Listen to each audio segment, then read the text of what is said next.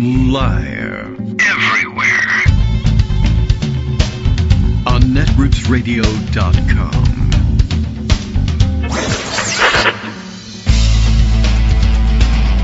David Waldman, Kagro, in the mornings. Now, here's David Waldman. Hey, good morning, everybody. How you doing? It is Monday, February 23rd, 2026. Time for us to do this whole thing again, and despite the fact that we did get some snow, everything seems to be okay here. There was a little bit of a power outage briefly yesterday, which I really wasn't expecting because we didn't get hit by the big end of the snowstorm. We got, the other weird tail end of the snowstorm. So, but the snow was wet and heavy, I guess. So I'm thinking anybody who really got dumped on has really got some issues. Up to and including Connecticut, I assume. I assume for the purposes of today's show that there is no Connecticut anymore. It's just a vast ice shield that's poking down from the Arctic or something. I don't know. Well, I actually haven't heard from Greg, so I'm going to assume he may show up at some point, of course, or may just be preserving power, but they're probably working on generator power there, which means, you want to conserve every bit of what you've got, make sure the refrigerator keeps running, and who knows, maybe by this point, the phone battery is a little low too, and this morning he's digging his way to the car so that he can recharge his phone to tell me there's no chance that he can get through, or all communication may have been severed with District 12 or Connecticut or whatever it is we're calling it these days. So that's my guess. The weather on the East Coast was surprising, and I don't know. I'm not certain what the conditions were really like. People were talking blizzard-like conditions. Certainly was a lot of snow. I don't know whether the wind acted up the same way. I'm not up there in New Jersey anymore, so I wasn't around for that. It looked like the snow total predictions for them were like crazy 1 foot, 2 foot snowfalls. Normal everyday snowfall here, a couple inches on the ground, and the wet, heavy snow, not enough of it to make a real menace of the tree branches and power lines around here. Plus, it plows up nicely. The wet snow comes up real nice. So everything seems to be okay on this end. We'll see whether we get word from Greg or whether perhaps there are some notes somewhere along the line giving us an update, just letting us know that everything is okay. But, I could understand wanting to preserve power at this point, make sure all the food stays fresh. All right, well, there's plenty of material, that's for sure. It was a weekend. We did do that thing where there was a chaos machine was running, but Donald Trump was, I think, stuck in D.C. again, at any rate, or was it, I can't even remember whether, I guess maybe I feel like we were talking about this already, because could that have been the previous weekend? I think we were just talking on Friday that he was having the Governors Association people in, I guess, and that was keeping him busy. And, of course, we were on Iran attack watch for the weekend, and I don't believe that happened, though there was lots of saber rattling, and I haven't seen any headlines that say any different. So that's good. But that doesn't mean there wasn't weekend chaos. I guess somebody who doesn't listen to the show and doesn't check Donald Trump's schedule, how will we say it? I mean, trespassed on. I mean, I don't think he broke into per se, but found himself, purposefully armed and on the grounds of Pervalago, and hadn't paid the initiation fee. That's the big problem. Of course, anybody can get to Pervalago and hang out there, especially when the president's not there. If they pay the initiation fee, join the club, you can do what you want. I don't know whether you're supposed to be walking around armed, but I bet there are more than a few members who've paid enough that they are entitled to walk around armed. Anyway, this guy wasn't, and he's gotten himself shot and killed by the Secret Service. So it was a brief blip. Someone showed up at the president's house and was wandering the grounds with a gun, and they had to kill him, which is kind of an ordinary event in Trump world, because of course he lives in a weirdo fishbowl club that you can buy access to, and most of the people there are spies and frauds anyway. So what's another one? But of course, that gave MAGA world the chance to say, look, Antifa is here. The liberal Democrats are sending assassins. But, by all accounts, this guy was MAGA-y enough and apparently also obsessed with the Epstein files, which remain in the news as it happens. More Epstein developments over the weekend. As a matter of fact, I'll give you a teaser for this, although I feel like I should have prepared this for today, but I was thinking I would bank this for tomorrow when I knew I would be on my own. And so therefore I haven't really actually prepped this thing for air yet. But there's yet another what shall we say, offshoot prong of the investigation that takes us back to Michigan. I have heard this story before, but because it's a Michigan story, we have a Michigan correspondent. And Rosalind McGregor has prepared a segment for me, and I have not prepared the segment for air yet. But a Michigan connection, maybe you've heard about this one, rang a bell when they brought it back up again. There must have been a new set of documents released that made some mention of the Interlochen arts camp in Michigan. But I do remember hearing the story that the long story short of this thing was that essentially Epstein made tremendous donations to support this summer arts camp for kids, which is a good thing until you get to the Epstein part. It's nice that they get to go to camp, but of course, the arrangement essentially was if you give us enough money and property, I think he donated some property there. And the arrangement was if I donate this cabin to you and your camp and the land to you and your camp and money or something like this, it'll be okay if I come up there and stay. Well, everyone loves to enjoy time in the country near kids, which, for normal people, that's nice. For pedophiles, not nice.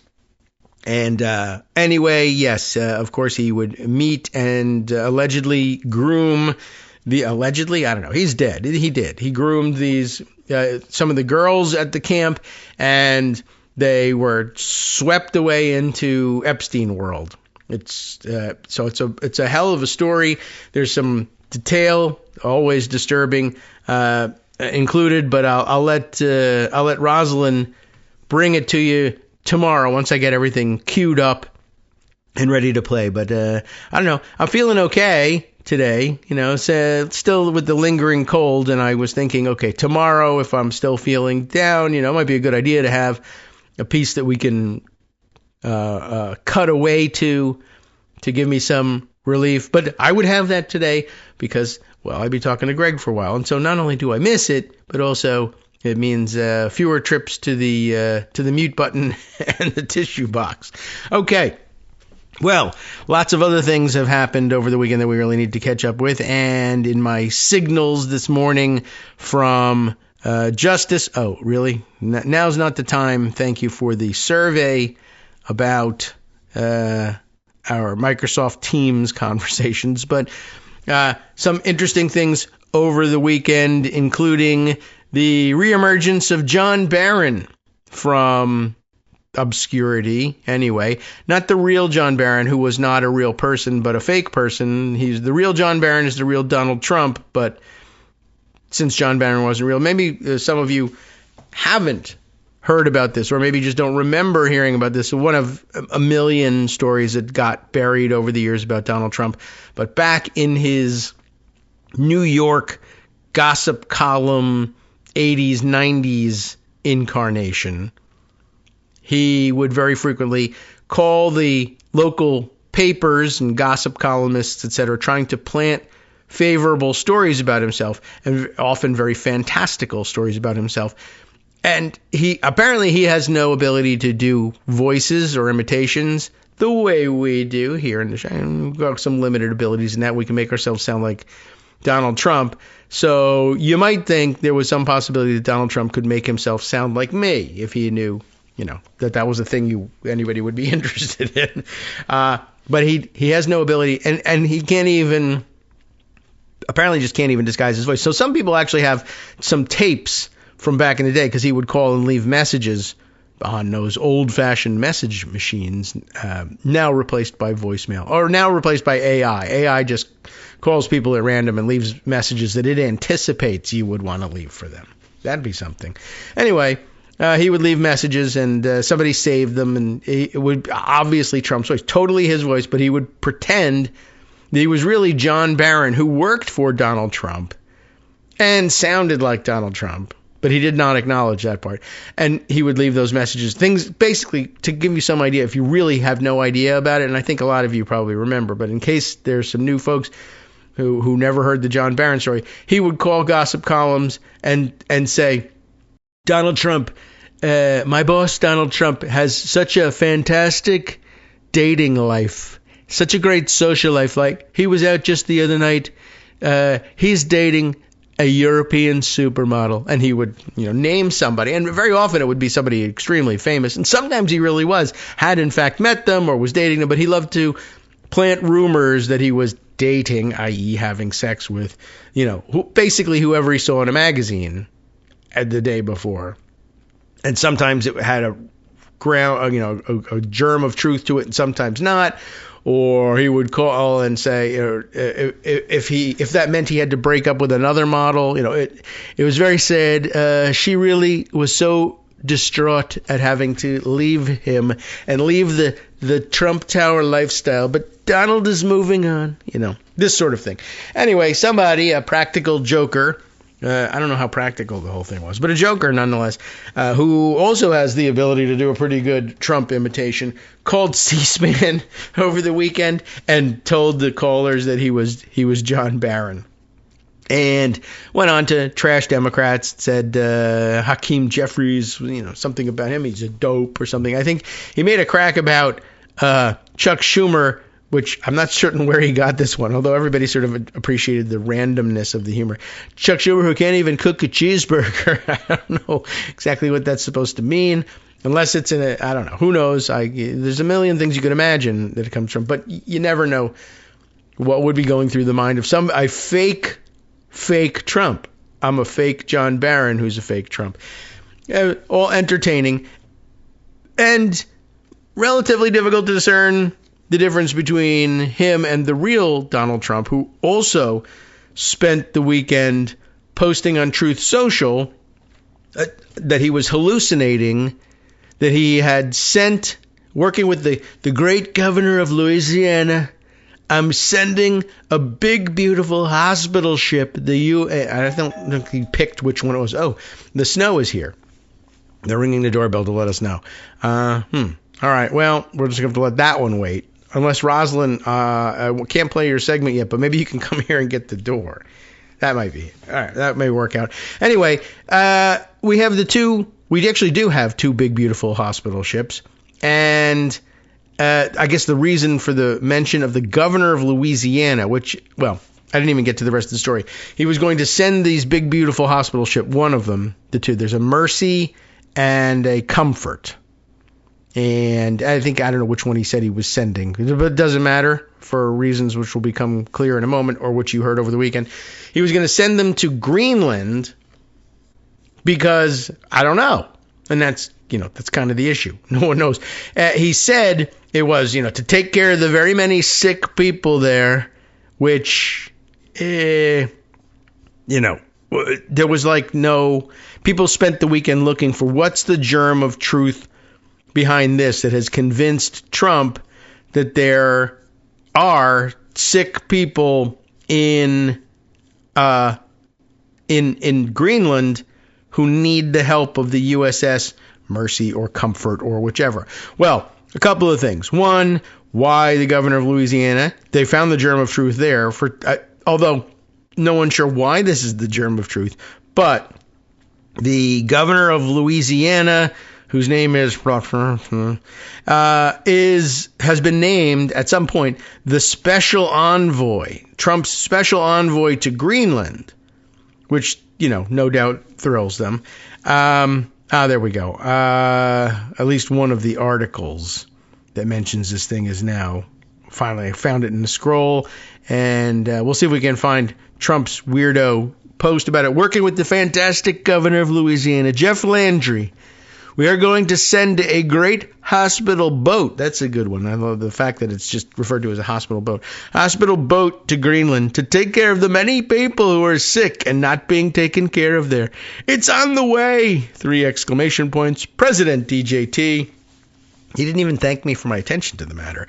And attaching a, artistic rendering, I guess, of one of the ships, which I think actually looks to be maybe not that accurate in terms of how it's, well, I don't know. Anyway, and it's got an enormous American flag on it that I think is outsized in this rendering, essentially about a third of the size of the ship.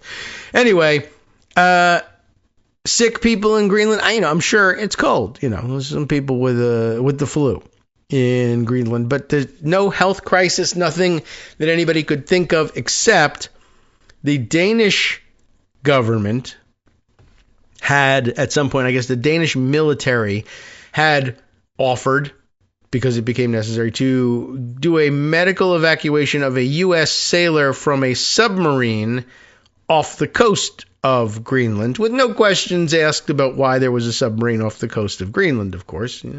Among friends, we do this.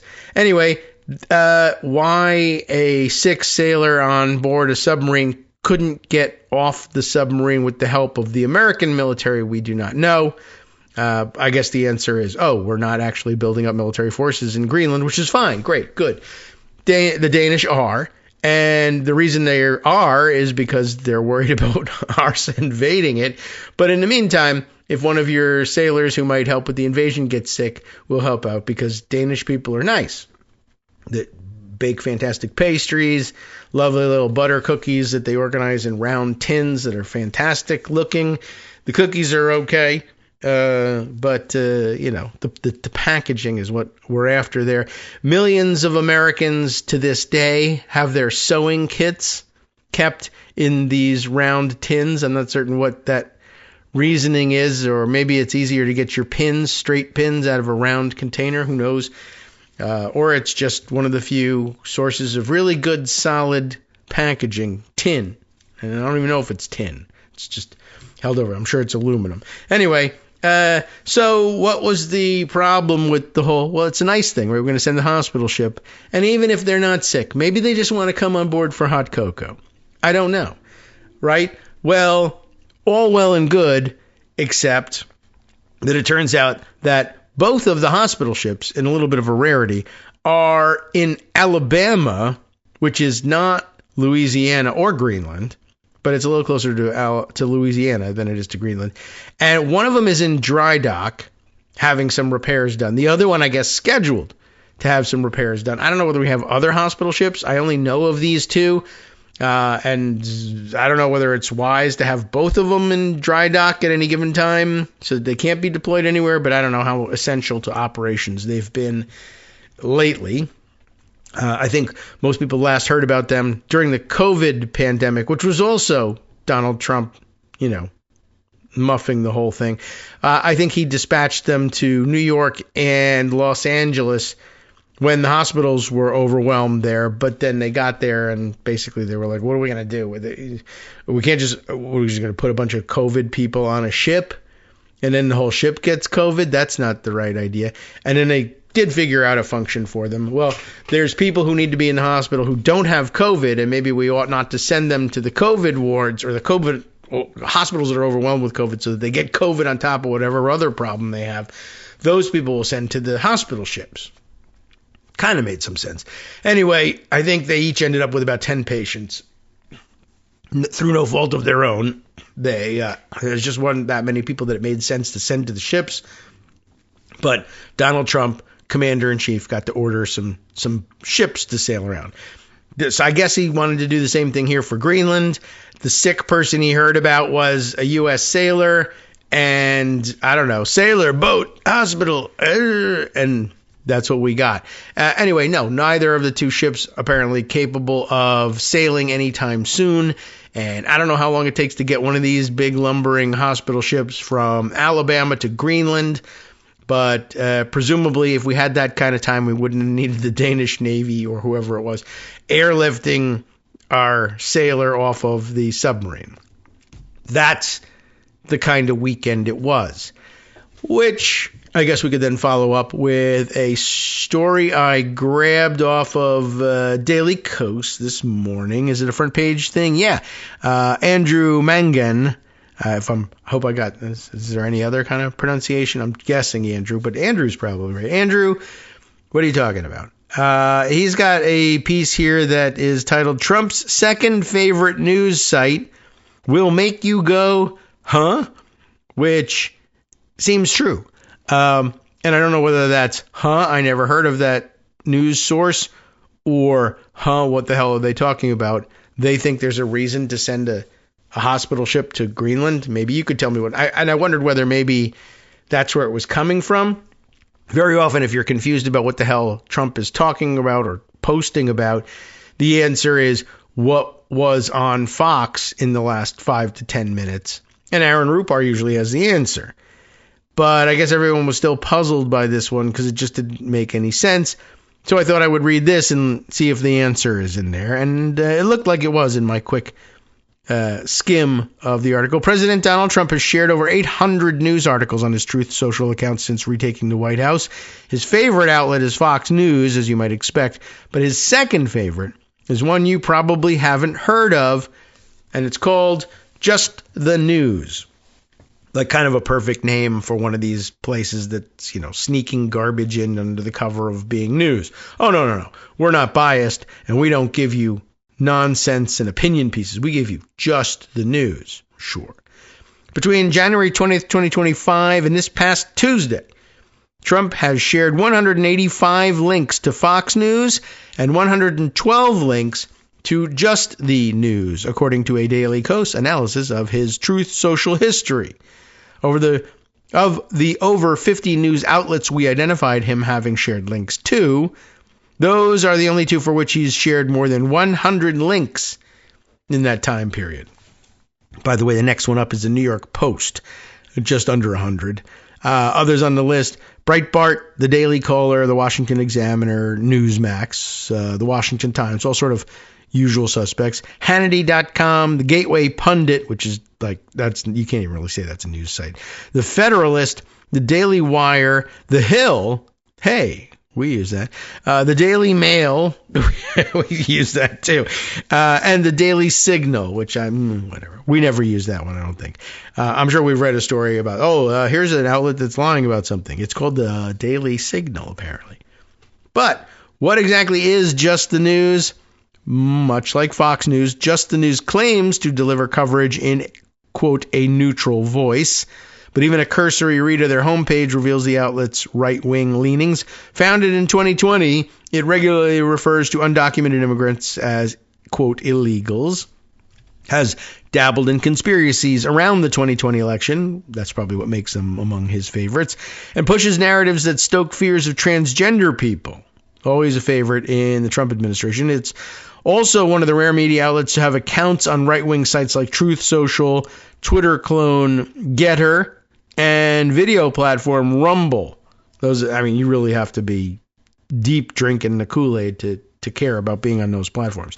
Tellingly, in November, the parent company of Just the News, JTN Network, very, very clever, acquired far-right websites The Post Millennial, and Human Events. What a tumble from what was never really grace, but anyway. Both of which are now linked to conspiracy theorist Jack Posobiec, who is best known for promoting the Pizzagate hoax, which falsely claimed that famous Democrats were running a child sex trafficking ring. What? Oh, I can't believe it. Out of a Washington-based pizza parlor. Oh, I see. That's what makes it crazy. In a bit of cross-brand promotion, Just the News just launched a podcast called The Pod Millennial last month. So, for all you millennials, I guess, have to listen to it, even though you're not the target market everyone's after these days. All right.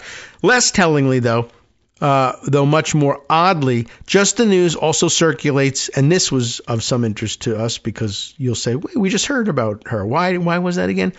Just the News also circulates audio versions of The Liz Truss Show, hosted, of course, by the infamous former United Kingdom Prime Minister who lasted just 44 days in office, the lettuce lady. A review from The Guardian dubbed the show Hapless Ravings from a Cupboard. That's kind of funny all by itself. But we were just talking about end of last week that Liz Truss showed up at a kind of out of nowhere from our point of view at the golf course. I don't know whether it was at the golf course or at Pervalago or nearby. There's no golf course actually at Pervalago, by the way. That's a common error. It's made the golf course is off-site from there. It's nearby, and I think the one he frequents is in Jupiter, Florida, although I think there are one or two down there that he might alternate between. Anyway, Liz Truss showed up. She had the picture. It was weird. No particular reason for it. I saw it. It was interesting just because they appeared to be not that different in height. Again, it always prompts me to say, how tall is this other famous person that he's standing next to? By the way, the first AI slop answer I got for that was 5'3", which was insane because he, for Trump to be not that much taller than a 5'3", while he claims to be 6'3", is crazy. Yeah, but he's shrinking. She didn't appear to be wearing big heels or anything either. Later, upon more searching, it looks like she's maybe closer. She's actually not that tiny. She's closer to 5'8", maybe even 5'9". There still should have been more height differentiation there, but height discrepancy, but there wasn't. Anyway, so we don't know her real height, but I'm sure it's probably a little didn't look that tiny in other photos. Anyway, we wondered what the hell she was doing there at all, and I guess she's just a favorite podcaster now. I love Just the News and the Liz Truss Show, because honestly, she shows up somewhere. I don't know how you even get a picture with Donald Trump. I guess you pay the initiation fee. That was really about it. Anyway, more from this story and more weird stuff that happened over the weekend after this. Hi, I'm Scott Anderson, the guy that writes the daily summary for this show, Kagro in the Morning. Thank you to everyone that supports this show. Many of you send donations through PayPal, Patreon, Square Cash, Radio Public, and so on. Some of you write your own essays and send them in, or read articles with your own commentary. We appreciate it. Now, some of you are listening to this and thinking, I'd like to help, but isn't there something I could do that wouldn't require money or effort? Why, yes, there is. You can just like us. On Daily Kos, they call it the recommend button. YouTube has a thumbs up. There are hearts and likes and love buttons. Tap our love button. Tap our love button every day. Share our shows and summaries on Facebook and Twitter, YouTube and iTunes, Stitcher and Amazon. Most of these places allow you to write a review, so a sentence or two would be great. Recommend us to social media, or tell your friends to listen to the show. You aren't just helping us, you're helping them find their new favorite thing to listen to. You could change the world. So thank you in advance from me and everybody else in the world. All right, everyone, welcome back to the Kagro in the Morning Show here on Netroots Radio. Let's continue on reading about the Just the News site, which is apparently among Donald Trump's favorite quote-unquote news sources, and see where this leads us. It unlocks the mystery of Liz Truss's visit at the very least. Is there more to it? Let's find out. Yet, the article continues, there are lots of right-wing news sites out there. So what has led Trump to Just the News? Not only does the site largely validate Trump's skewed worldview, he also seems to have a special fondness for its founder. And here's a good answer for you. Reporter John Solomon. A little bit of background offered here on John Solomon, which is helpful because I was trying to okay, what can I tell everybody about John Solomon? I can just tell you what Andrew wrote. Solomon previously worked at mainstream outlets like the Associated Press and the Washington Post. My recollection is, I think, mostly with his work at The Hill, I think, right? Which is one of the things most embarrassing about using The Hill as a source as frequently as we do. And we really should not. But I think generally speaking, we're able to pick out the garbage and pick out the garbage in its straight news reporting too and dispense with it. But John Solomon was pretty notorious for using whatever outlet he was working for slipping in conspiracy theory and propaganda of all sorts. Well, of all sorts meaning different flavors of right-wing weirdness. I don't think ever. He wasn't slipping in garbage and propaganda from both sides, being fair about it. All right, whatever. But Solomon has previously worked at these other mainstream outlets. However, his work was criticized for being poorly reported, with the Columbia Journalism Review writing in 2007 that Solomon's work, quote, masqueraded as serious news. And since then, he's drifted over to right-wing outlets and right into Trump's personal orbit. And by the way, Columbia Journalism Review, yada, yada, something, something. What university does Trump appear sometimes to hate the most, besides Harvard, I guess? Well, Columbia. Just interesting. In 2019, near the end of Trump's first term, his allies sought to dig up dirt on Democratic rivals like Joe Biden. Much of this effort sought to tie Biden and other Democrats to alleged corruption in Ukraine, and multiple news outlets reported that this brought Rudy Giuliani, then Trump's personal lawyer, close to Solomon, who was writing for The Hill at the time. And he basically constructed this whole Burisma narrative more or less out of whole cloth and tried to turn it into something that he could sick Trump and his lawyers on. And, well, it kind of worked in terms of, and he took in the lawyers and Trump, but nobody else. As the New Yorker documents, quote, as Giuliani conspired this past spring with questionable Ukrainian sources, Solomon pumped out a string of eye-catching stories echoing those sources' claims about the Bidens. This appears to have been no coincidence. As a result, Solomon's name was frequently brought up during closed-door testimony for Trump's first impeachment inquiry. One witness told Congress that Solomon's articles on Ukraine were chock full of, quote, non-truths and non-sequiturs, and another joked that Solomon had gotten nothing right except for maybe his grammar. Either way, Solomon's willingness to push a Trump-friendly pseudo-scandal seems to have endeared him to the president. On the last day of his first term, Trump secretly met with Solomon, giving him access to documents related to the FBI's probe into allegations of whether Russia worked with Trump's 2016 presidential campaign, according to ABC News. Since then, Solomon has spent much of his time sucking up to Trump. During an October 2024 interview, he pitched Trump this softball. Kamala Harris has been out on the campaign trail offending Christians.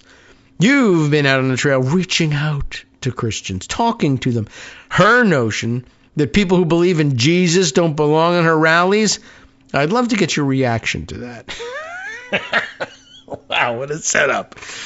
But Solomon's subservience to Trump runs even deeper.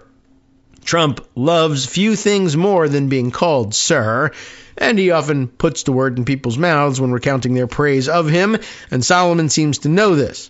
In a 2025 interview with Trump, Solomon and Amanda Head, Just the News' White House correspondent, I'm not kidding, called him sir 17 times in less than 23 minutes, sir. Sir? Sir, sir, sir? Are you sir? Yes. That was by no means an outlier.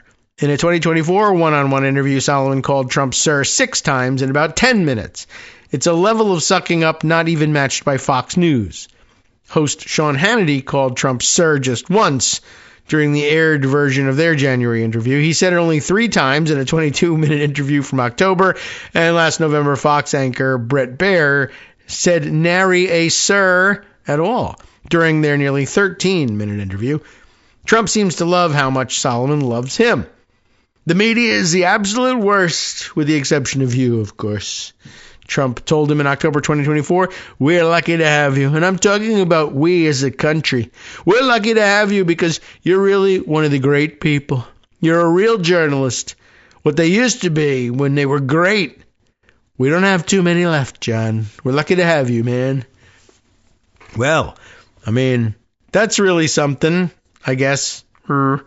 Okay. Well, plenty of other things going on, but I think that's the end of the description of his new favorite or second favorite news site. I don't know whether they're the source of whatever story led him to conclude that there was some sort of health crisis in Greenland, but there wasn't one.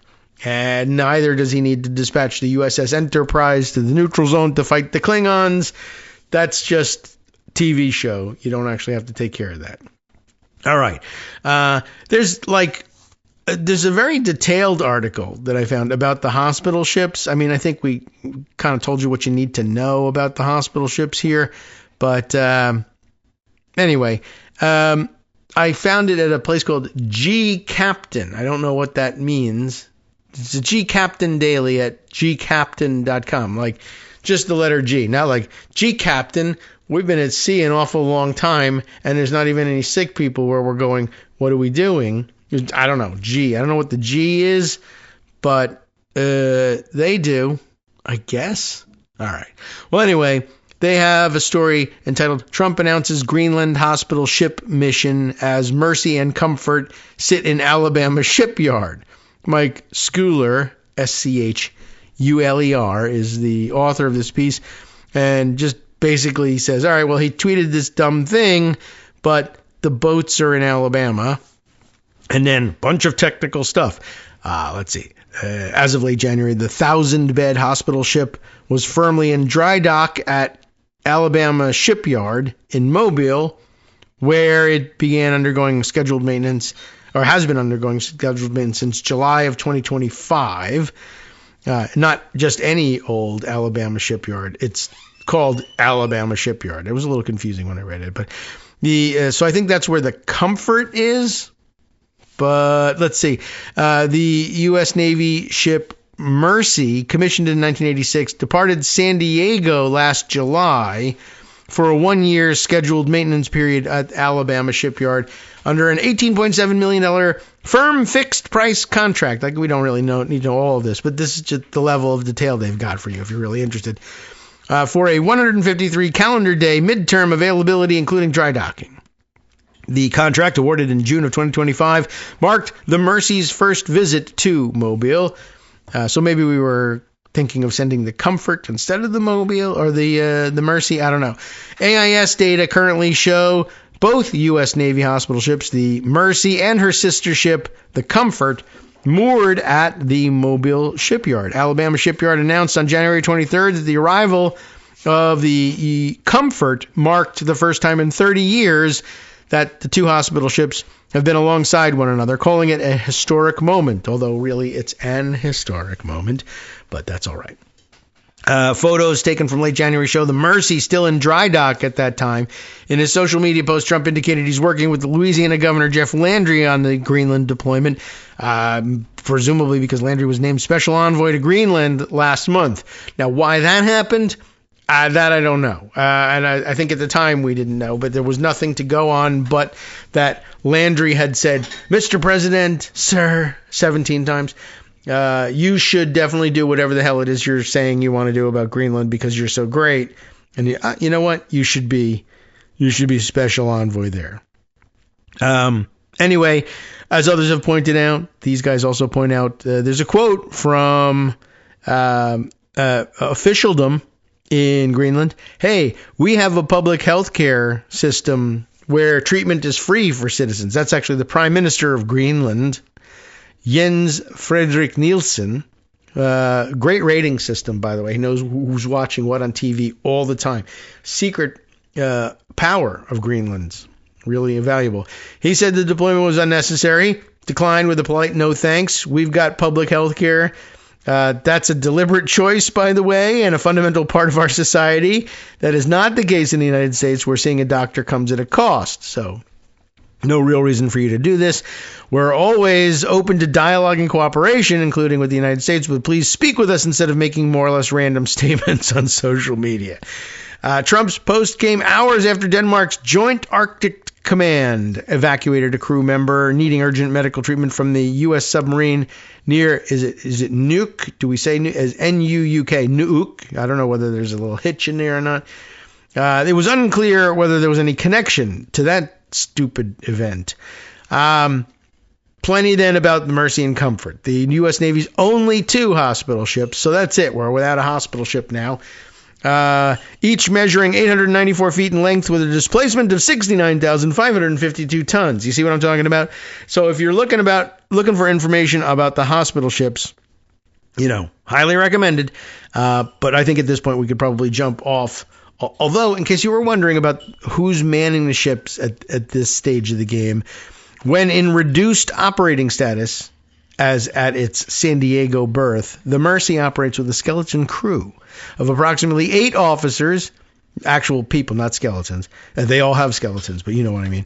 53 enlisted personnel and 15 civilian mariners. The ship can be activated within 5 days when needed for mission support, unless, of course, it's in dry dock, which would take a little bit longer. So, if they decided, let's not fix the Mercy, let's send it to Greenland instead, even though nobody wants it there and nobody needs it there, it would take 5 days to get it ready, and then it would take, I have no idea, how long to sail from Alabama to Greenland. But there you go. That information is available to you. All right, other things that we should probably make some mention of. So, as we were broadcasting on Friday, the Supreme Court did a court thing to the tariffs. That's the technical term. And it takes some unraveling because, Trump approached his Liberation Day tariffs with a patchwork of garbage and then added a different patchwork of garbage on top of it.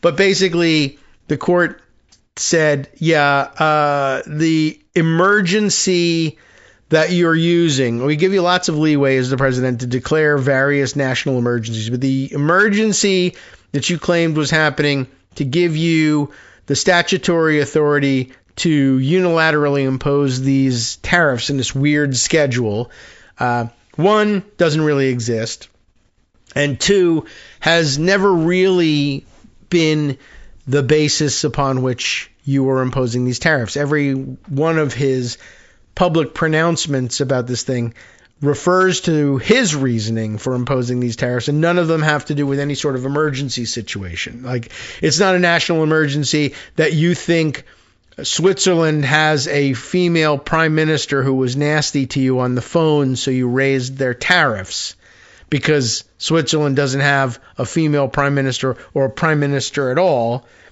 And, so like, that's not going to help you on an evidentiary level, although that story broke probably by the time the Supreme Court had already decided to, strike these things down. Trump naturally proceeded from a rather petulant standpoint to say, oh yeah, well, I found, in the meantime, my lawyers were looking at some stuff, and while it might be true that the statute that I claimed to have, under which I claimed to have authority to impose these tariffs, the Supreme Court says, no, I don't. However, I've found another statute which gives me the ability to impose up to, apparently he knew at the time, up to 15% tariffs across the board, also based, though, on some emergency declaration. And for whatever reason, he then said, I'm putting a 10% tariff across the board on everybody for reasons presumably related to this alleged emergency, which he didn't articulate. By the next day, someone had said, this says here 15%, and you said we were going to do 10. And so Saturday he said, oh yeah, actually I meant 15%, the maximum allowable.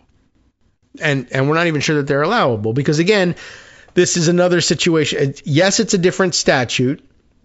And so, yes, he'll have this legal fight all over again. But, at the heart of the ruling, basically the court was saying no arbitrary use of the word emergency if there's no real emergency, and you don't behave as though there's any kind of an emergency, to impose these tariffs. These tariffs, you said you could impose, any amount. We say, no, you can't. You found another statute that says, well, if there's an emergency, which we just said there isn't, I can impose up to 15% tariffs. So you put them, but by putting them across the board, I mean, it's pretty apparent that we're in a state of emergency with the entire world. Are you serious? Of course you're not serious. But there you go. So he's going to impose all these, or reimpose these tariffs. And by the way, then I guess over the weekend, which one was it? Bessent, the Treasury Secretary, shows up on Fox News with Maria Bartiromo, and I don't think I put this thing aside, but I'll have to look around for it. And And she starts off the conversation basically, she's a Trump cheerleader.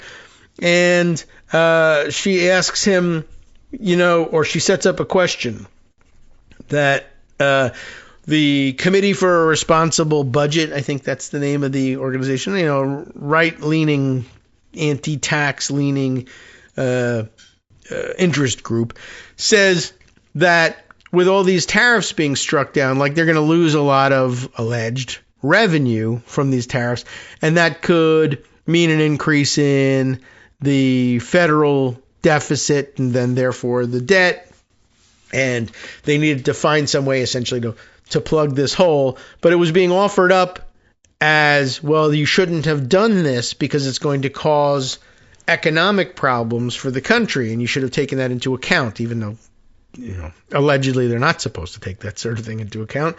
And Bessent appears to sort of misunderstand the whole thing and says, you know what, they should change the name of that organization to Committee for an Irresponsible Budget, because it's irresponsible for them to say that there were going to be these economic problems. And she stops him after a while. She lets him blather for a while and then says, no, what they're saying is that it was actually bad for the country to strike the tariffs down because now there'll be this gap in revenues. And he's not having any of it. No, that's irresponsible to say. We are going to have exactly the same revenue. We have the projections are exactly the same. Revenue is going to stay exactly the same. There's going to be no changes whatsoever, which is an extraordinarily stupid on its face and irresponsible thing for the Treasury Secretary to be saying. Our projections are the revenues are going to be exactly the same. I mean, even Donald Trump, well, because we put these tariffs on, we're taking in billions. Countries are paying us billions, even trillions of dollars, which of course they weren't. But to say that and to say it's because of our big, beautiful tariffs. So if you take away the big, beautiful tariffs, you're not getting all these payments. Trump says those payments are only coming because of his big, beautiful tariffs plan. Take away the tariffs. How is it that the projections are exactly the same? They can't possibly be. But that's the Treasury Secretary on the air telling people, no. And even allies should go, STFU, jump off a building. You're an idiot. I hate you. Everything's going to be the same. And, okay, I guess you really... Anyway, there's all sorts of other angles about the tariff things, too, as well, of interest. This New York Times article. This is where the twist comes in for some of the tariff schemes, because, they're pointing out here, for all the entities that dealt with Trump in the wake of the Liberation Day tariffs, right? Other countries, sovereign nations, everybody who was trying to cut deals over his extortion, the universities, the big law firms, the media companies. Oh, he's got the ability to make huge amounts of trouble for us economically. We need to cut a deal, presumably to kick money back into his pocket so that he'll leave us alone. But focusing just on the other countries for the moment, you remember that Japan, Korea, a few others scrambled to make special side deals to reduce the enormous tariffs that he'd imposed on them under this stupid, fake emergency program. And they cut deals, and he said, well, now I'll lower your tariff if you give me, invest in America, 700 bazillion trillions of dollars is, and they, sure. And now everybody questioned at the time, are they just saying yes? And is there really going to be investment? Or what do they even mean by investment? Like Trump thinks that means they're going to give us that amount of money and we can use it for whatever I want. And those countries are saying, well, what it means is we regularly and routinely have corporations in this country with which we have an interesting relationship because of the governmental structure here. So we can speak for them perhaps in cutting a deal like this, but they were going to invest $300 million or $300 billion or whatever it is in projects in America anyway, because those were investments that they were going to make. So we count those towards our total. No harm done, no skin off our nose. Let's go forward. Hey, lower our tariffs. Now they're still fighting over what these investments may actually mean. And also the article points out the other countries actually sort of took the whole thing seriously, which turns out to have been a mistake because you've bargained with Trump and I'll also give you $500 billion if you lower our tariffs, but the tariffs have just been erased anyway. But in some of these cases, they've hammered out deals and signed them, and they thought they were such great negotiators. But now, okay, well, the tariffs that are based on this claim of statutory authority are struck down, but tariffs that are locked in place by a written agreement, well, nothing I can do about that one. You guys signed it, and that's it. You may be stuck with the deal you sought, unless, of course, that country never ratified that deal. But it does sort of point out the people who thought they were geniuses by rushing to conclude a deal and understood correctly that all we have to do is flatter Trump enough and he'll give us that deal, could have just said, I'm not going to cut a deal. I'm going to wait. And the Supreme Court eventually will strike the whole thing down. I don't have to give them a golden anything. I don't have to promise any investments in the United States. Nothing. It'll all come down to zero, but only for a minute, because then they'll bring it to 10% and then to 15% the next day. Although that too may end up being struck down. Anyway, here we are. They did deals with Trump to get lower tariffs. Now they are stuck. Countries that, under the threat of tariffs, made commitments like enormous investment pledges face the reality that they might have been better off waiting. That's the Times headline and subheader on an article by Alexander Stevenson and River Akira Davis. It started as a week of trade wins for President Trump. Was that supposed to be last week or was it some other week? On Tuesday, Japan committed $36 billion in investments in the United States. And on Thursday, the president of Indonesia signed a deal in Washington to open up critical sectors of the country's economy to American companies. The moves were part of trade deals both countries had signed under the threat of huge tariffs, unlike anything they had faced in modern times, up to 35% in Japan's case and 32% for Indonesia. Mr. Trump hailed the developments as signs that the United States was winning again. All caps for winning, of course. But by the end of the week, it was no longer clear who, if anyone, was winning. On Friday, the Supreme Court struck down the legal premise of Mr. Trump's punitive tariffs. After the ruling, he insisted that many of the deals would stand. I insist that they will, although even he acknowledged that some might not. Court's decision has left the fate of the deals highly uncertain. In Asia, where most of the world's goods are made, governments had raced to do deals with Mr. Trump. The goal was to negotiate lower tariffs for their export-dependent industries. Many government leaders who brokered deals and made significant pledges faced political recrimination at home, accused of giving away too much, and at times even sacrificing national sovereignty. With damaging tariffs hanging over them, countries like Japan and Indonesia, not to mention South Korea, Taiwan, Malaysia, Cambodia, and India, made difficult concessions like lifting many of their tariffs on imports from the United States. Some even promised to align with Washington on sanctions, issues of national security, and sourcing critical materials, major undertakings that have irked constituencies at home as well as trading partners like China. For the Asian countries that struck deals with Mr. Trump, China looms large. In nearly every country, it is the most important regional, economic, and geopolitical partner or rival. Mr. Trump came into office promising to push back against China's strong pull over global supply chains and, through his trade deals, rope in neighboring Asian nations in the effort. So far, China has kept Mr. Trump at a standstill in trade negotiations and could end up with a better deal than its neighbors and American allies. But remember, he's threatening Canada because Canada wants to try to make a deal with China too.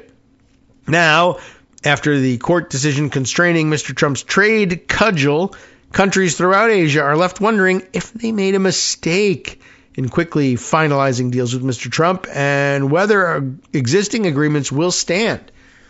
Countries which signed deals with the U.S. and agreed on a tariff above 15% are now disadvantaged, said Stephen Okun, chief executive of It's APAC advisors, but it's not APAC that everybody's angry at. It's the one without the I in it, which is the part that makes everyone so angry. So this is APAC, APAC Advisors, a geopolitical consulting firm. And I wonder whether they try to come up with a different pronunciation for them. Or APAC. Maybe that's it. Do you negotiate and drive a harder bargain since Trump's leverage is diminished? Or do you keep what you have to avoid retaliation? He said. That's the interesting thing. As he said, countries that agreed to a tariff that's above the 15% he's stuck with now, you didn't do yourself any favors. But so you may say, well, we want 15%, which is what everybody else is getting. And Trump may answer that by saying, oh, no, you agreed to 25%. Yeah, but that was when the alternative was 35%. Now the alternative is 15%. Well, I'll tell you what, you can have 15%, but then I hate your guts and I may bomb you or ban your products from our country. Who knows what kind of stupid threats he's going to make against them. And they may say, it's better for us to just stick with 25% that we've got than to try to get a 10% rebate, or 10% more off, because that's just going to make him angry and remind him that we saw that you lost in court. He's going to get pissed off. Leave it the way it is. The fact that the actual tariff rates keep shifting is adding to the uncertainty. Hours after the court's ruling, Mr. Trump said he would impose a global tariff of 10%, invoking a different legal grounding than the one the court had rejected. Then on Saturday, he said he would increase that to 15%. So in recent months, Japan, South Korea, and Taiwan secured 15% tariffs in return for hundreds of billions of dollars in investments. For them, little has changed, except everybody else now has 15% and no commitments for giant investments. All right, that's a problem. Indonesia, Malaysia, and Cambodia agreed to 19% tariffs in exchange for large purchases of American goods and the opening up of certain sectors, putting them at a relative disadvantage to rival Asian economies. They're all wondering, why the hell did we do this deal? Oh, wait a minute. No, that's them. They're the ones thinking this, not me. I love it.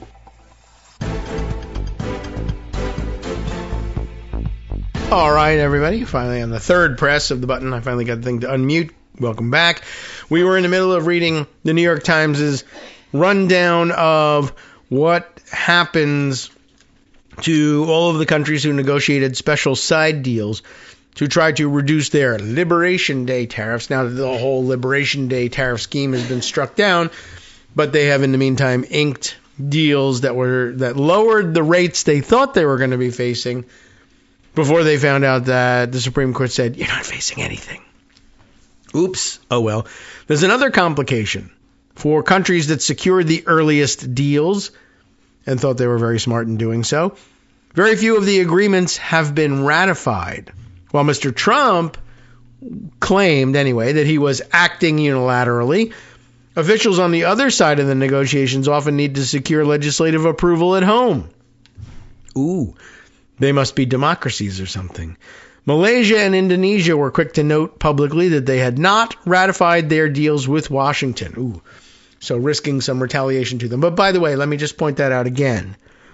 That the two parties to the deal, well, in this case, there are two deals, but the parties to the deal are the United States and Malaysia, and the United States and Indonesia. And in the United States, the deal sticks because the president says it and it goes. Congress is cut out of the deal.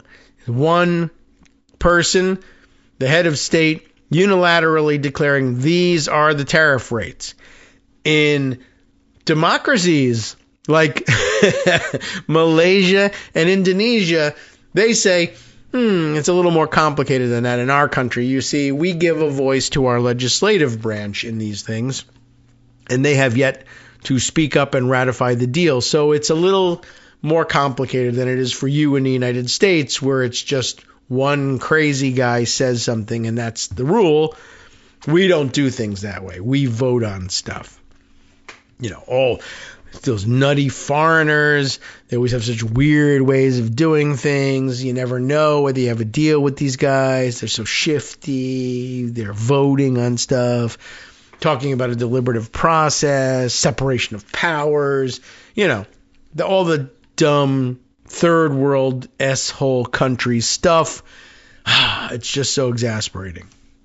Anyway, Malaysia and Indonesia, like we said, quick to point out, not so fast. We didn't ratify those deals. Johari Abdul Ghani, Malaysia's Minister for Investment, Trade and Industry, said his country would act in its own best interests and continue to diversify its trade relationship. Its deal with the United States has caused domestic political instability. So, they're not that happy about it. South Korea, speaking before Mr. Trump changed his mind on his new global rate, said that the ruling on Friday nullifies the 15% reciprocal tariff, even as it was careful not to disown the deal, but then found out, oh, by the way, I changed my mind. I'm going back to 15% anyway. Across Asia, some countries are still hammering out deals, their governments trying to thread a needle on an issue that has caused turmoil at home and volatility in financial markets. Take Vietnam. Please, they might say in the old joke. Take Vietnam. The country's leader, To Lam, was among the first to call Mr. Trump after Mr. Trump's April Liberation Day announcement of tariffs. Hello, Mr. Trump. We face a 46% tariff rate after becoming one of the world's export powerhouses, as well as an intermediary for goods made in China that get shipped to the United States, a practice Mr. Trump vowed to stop. The partners' demands are very high. Nguyen Sin Nhat Tan, a Vietnamese trade negotiator, told state media in Hanoi this month, some requests go beyond reasonable levels and create difficulties for the talks, but we will continue to explain and persistently persuade them. They're into the persuasion game. Okay, good news. Vietnam reached a framework agreement with the United States in July, agreeing to a 20% tariff, but it has yet to finalize the deal. The sixth round of talks, the most recent, ended this month without an official announcement, and there were no signs that the two sides were close to an immediate deal.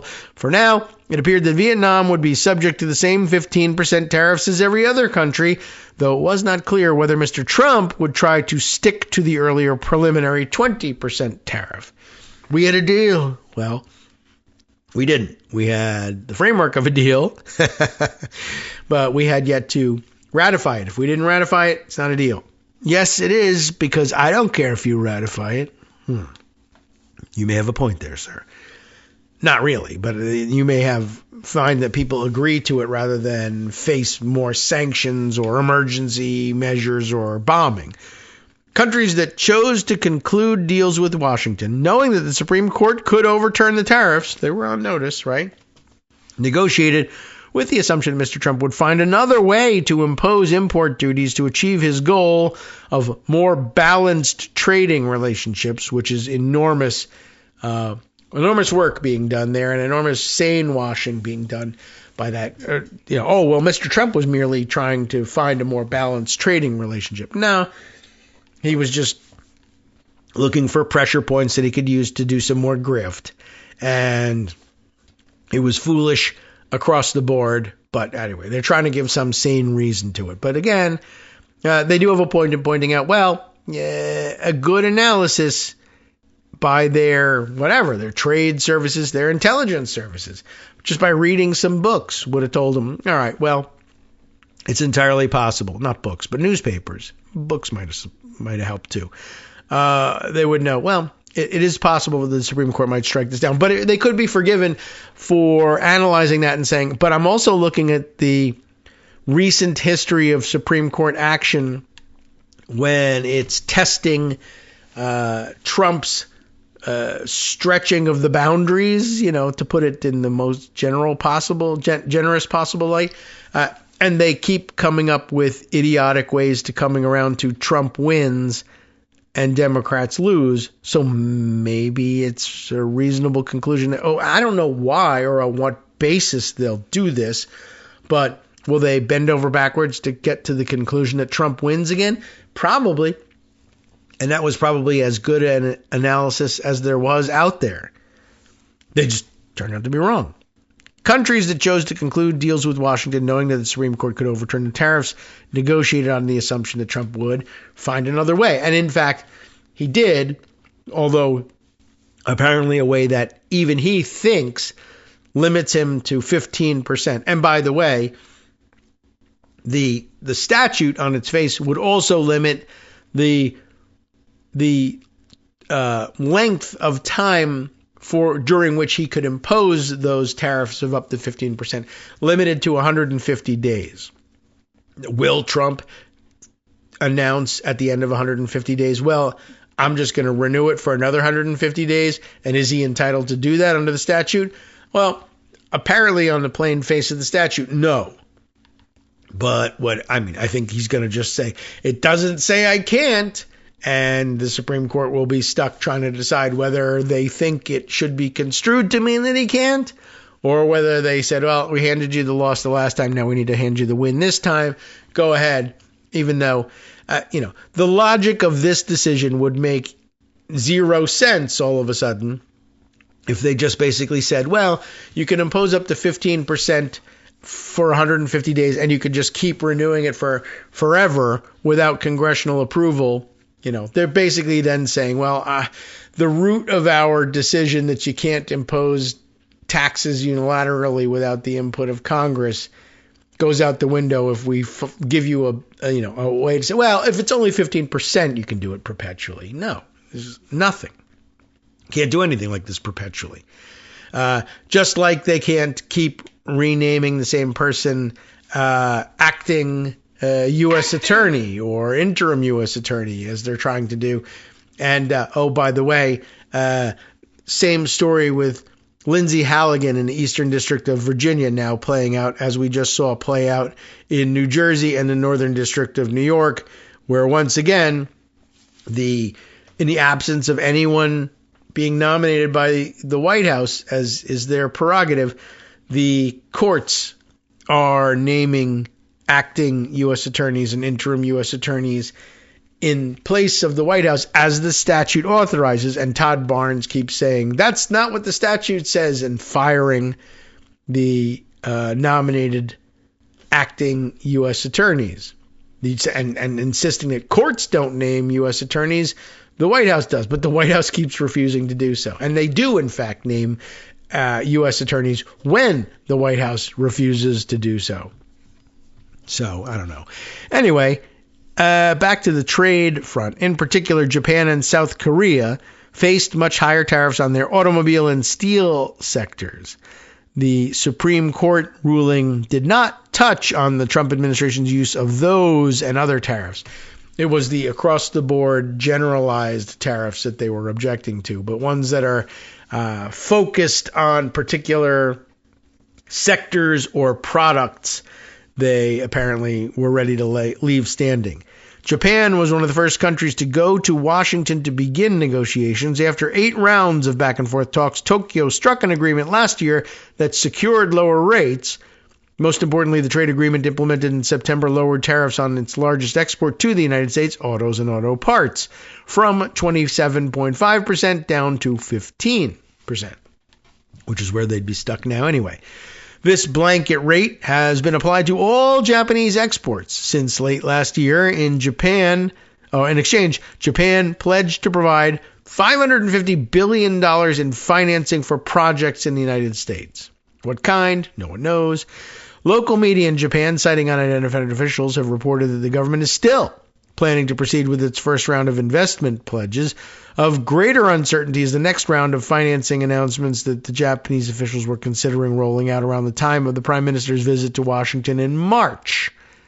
That's coming up. A representative for the Japanese Cabinet Office did not respond to requests for comment.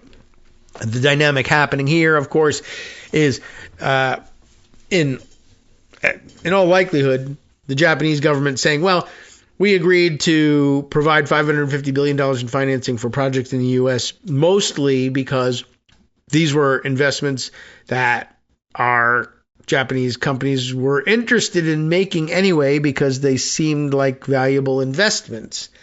So we threw them in there, allowing the Trump administration to announce, I've secured $550 billion in financing, make it look like a win. even though it was going to happen anyway.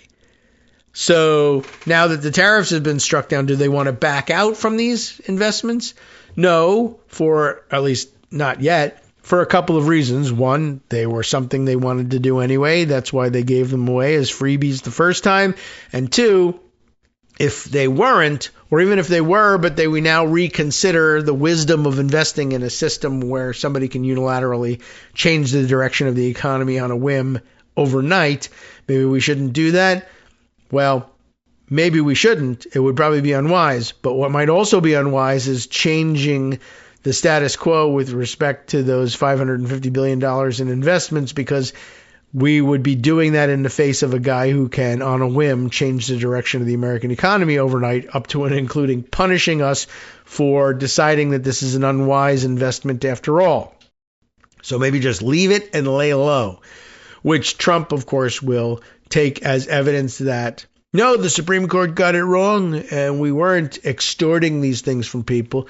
They are happy to make these investments and will keep making these investments. And they definitely won't change their minds about anything just because I don't have any leverage with tariffs anymore.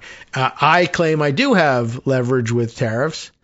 And the proof is some of these countries are not changing their stance with us with respect to the tariffs because, well, certain reasons. And in my mind, those reasons are because of how reasonable my tariffs really were and how well grounded in law, and that the court got it wrong. Not that I just still have these people over a barrel. South Korean aluminum, steel, and automakers faced steep tariffs until a deal between the United States and South Korea in October that lowered overall country tariffs to 15% in exchange for another $350 billion investment commitment from Seoul. Last month, Trump threatened to raise that tariff back to 25%, which I'm sure made them happy, accusing South Korea of delaying its promised investment because its legislature had not ratified the agreement. South Korea has called for patience, saying it is working with various political parties to enact a new bill that would create and manage an investment fund in consultation with Washington. But of course, Trump probably reminding them, wait, there's no consultation with us. We get the money. Shut up. There's no consultation. The article puts it this way, but Trump's threat has lost some of its bite after the Supreme Court decision. Taiwan's trade deal called for a $250 billion investment in the United States. The Olympic Games, by the way, having closed in Italy, they're back to Taiwan. They're not Chinese Taipei, as they are for 2 weeks every 2 years when there's an Olympic event going on. Anyway, we called them Taiwan the whole time. But since the agreement was finalized earlier this year, no major commitments have been announced.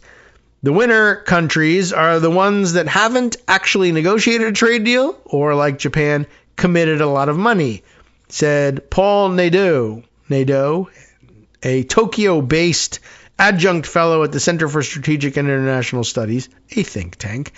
While Mr. Nadeau expects tariffs to persist in some form, he said that the Supreme Court decision would change the dynamic of future talks. Trump may be more constrained in his ways that change his leverage at the negotiating table. He said he comes to the table with less of a strong bat. Maybe.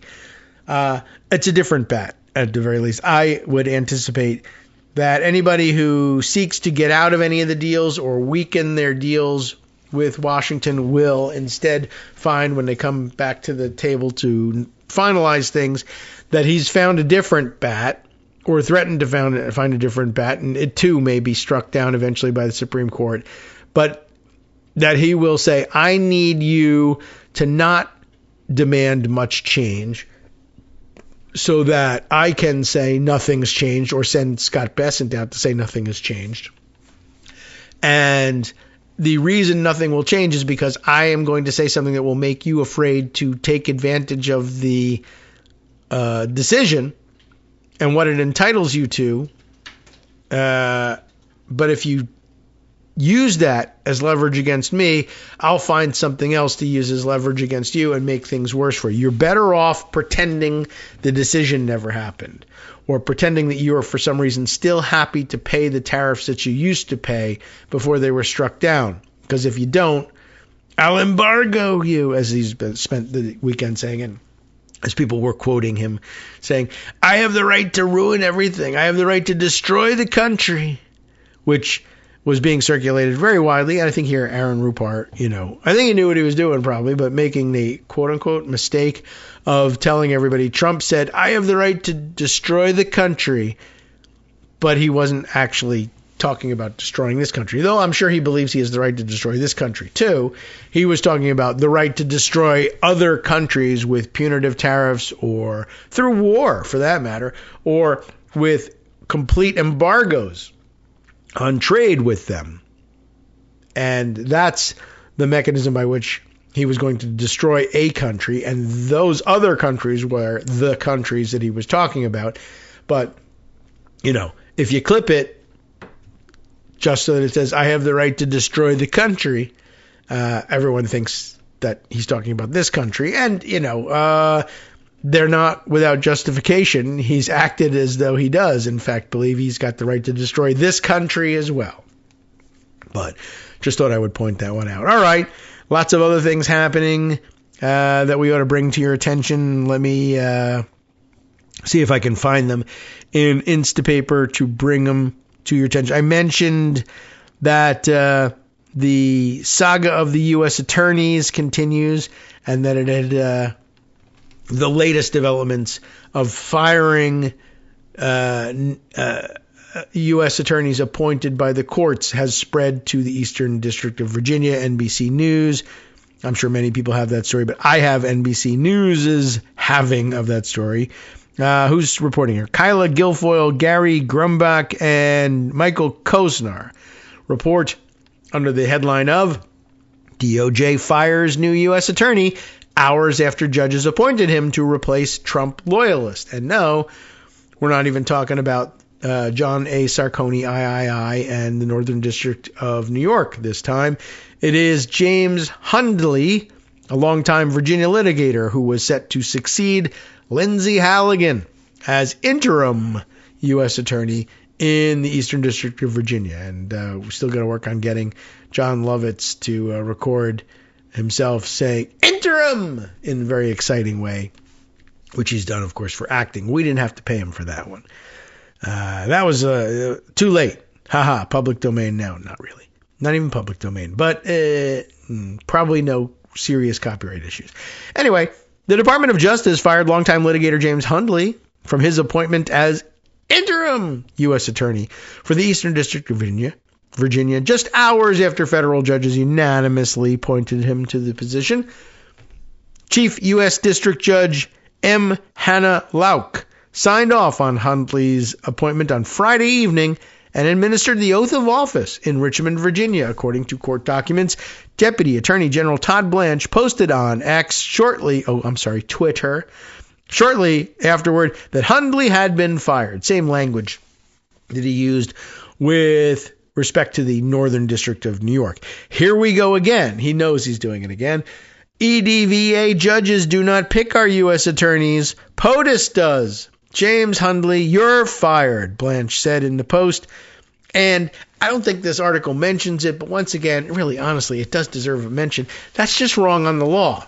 The judges do pick U.S. attorneys. They pick interim U.S. attorneys when the White House refuses, for whatever reason. Like, we don't know why he keeps refusing to say, hey, Lindsay Halligan is my nominee. Sure, the Senate may not get around anytime soon to considering her nomination, but very often, if you'll just nominate them, the courts will say, all right, we'll make that person interim U.S. attorney until the Senate acts. And he's just not even giving them that. There's no real, it's just a total abdication of responsibilities to not name a U.S. attorney. Now, it may very well be the case that the people he wants to name will never get through. Sure. But then that's on you. Find somebody who will get through, or find some way to persuade people to let the people you want through. But he's not even doing that. He's just abdicating his responsibility to have people enforce the law as U.S. attorneys around the country. So Todd Blanche lies and says the reason we're firing them is it's against the law. It's anti-constitutional to not just unconstitutional, but anti-constitutional. I don't know whether he even knows that. But anyway, for you to nominate interim U.S. attorneys in their place. But they won't tell us who they want. We don't know why. The president's just being an a-hole about it. That's all you need to know. They haven't nominated anybody, so the courts do it. We just need somebody to work with. There needs to be somebody representing the United States in this district. Hundley said in a statement to NBC News that despite my dismissal by the president, I will continue to support our country and its justice system in any way I can. It was a great honor to be appointed to the court as interim United States Attorney for the Eastern District of Virginia, Hundley said in his statement. I've been practicing law in Virginia for many years, and I've always held the court and the United States Attorney's Office in the highest regard. Hundley's appointment to the Eastern District of Virginia followed the departure of Trump loyalist Lindsay Halligan. Departure? Maybe. Who left the job in January after a federal judge ruled that she held the role unlawfully. Halligan, who was a former insurance attorney with no prosecutorial experience, led unsuccessful cases against New York Attorney General Letitia James and former FBI Director James Comey, both perceived Trump foes. Federal law allows judges, there it is, to appoint a U.S. attorney if a presidential nominee has not been confirmed within 120 days of their appointment. Or, of course, if you've appointed no one at all and the job is just vacant and there's no first assistant U.S. attorney to elevate to the job or something along those lines. But they keep ignoring that. It may be that the DOJ is saying, well, it does say in the statute that you can appoint a U.S. attorney if a nominee hasn't been confirmed within 120 days of their appointment. But because we've made no appointment, that isn't the case either. And so you're not allowed to do it. But it's just another stupid and willfully stupid misreading and misinterpretation of the law. And by the way, just to connect this to other stories, something we talked about, I don't know, maybe at the beginning of last week or end of the week prior. You'll recall, of course, last week, Congress was in recess and they're due to come back this week. And one of the things that's supposed to be tops of their list is making another run at trying to find funding for the Department of Homeland Security, which is the only department left unfunded by the regular-ish appropriations bills. And, of course, that is stalled over ICE and its abuses and various other items. And over the weekend, in order to try to leverage the situation and apply some pressure, I guess, the DHS decided to use its jurisdiction over the Transportation Security Agency. Are they an agency or an authority? TSA. And suspend certain airport screening services, premium services, where you can sign up ahead of time and get TSA pre-check. They got pre-check and they got another level up from that, even more money, called Clear. But that basically helps you skip the longest security lines in the airport. And, well, TSA isn't funded under regular appropriations, and there's no slush fund from the Too Big Beautiful Bidets bill to cover TSA operations, although there probably is. But we're not going to transfer that money and use it so that we can instead inconvenience you. And if we inconvenience regular Americans, they'll start calling their members of Congress and saying, settle this issue already and end the DHS shutdown. But as it turns out, instead, people just called and said, what the hell are you doing? I tried to fly somewhere and you screwed my whole thing up. I paid for pre-check and now I'm standing in line like a regular schmuck while, around all the hoi polloi and what the hell happened here. And very quickly, before the weekend was over, that was reversed. And I don't know whether that was Trump calling Kristi Noem and yelling at her, a friend of mine said he had to wait like a schmuck at the airport. What are you doing? Or whether Trump just called and said, I told you to stop the pre-check, but now I want you to restart the pre-check because somebody called and they were angry. Not sure exactly what drove it. There you have it. But there's a threat between this and, I don't even know what other items were on the agenda, where Republicans were saying, we may just make the Democrats filibuster with one of the old school talking filibusters. We may try to use the Senate rules. I guess I have to go and explain that at some point. Use the Senate rules to wear them down to get past the filibuster, which is something you can do, and we can explain the rules to you at some point. You can just say, talk yourselves out, talk yourselves to death, and when you finally collapse, we'll pass this thing. Yes, you can do it, but it means that you have to be willing to keep the floor open and operating and doing nothing else, like passing bills to fund DHS or whatever, or appointing U.S. attorneys. Hi, everybody. It's me, David, still your host for the Kagro in the Morning Show after all these years. Thank you for all your continuing support for the show. And if you're listening regularly and still thinking about getting on board as a supporter, well, the time is now. Patreon.com is the easiest way to make recurring subscription-style payments every month, all year round, to keep us going.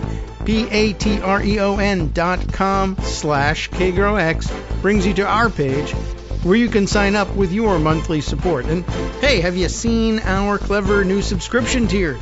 It's easier than ever to sign up for, say, one crisp dollar bill for every information-packed 2-hour show. If you're the plan ahead type, there's even a year-long subscription program that saves you 15% on the cover price. Or it would if there was a cover price, or even a cover, for that matter. patreon.com/KAGROX. Thanks again for all your support. All right, welcome back to the Kagro in the Morning Show here on Netroots Radio. Let's straighten that out for you. I know I got into a bit of a jumble as we faced the break. We were reading, and we should continue reading and finish up the story of Lindsay Halligan's vacancy, leaving the U.S. Attorney for the Eastern District of Virginia job open.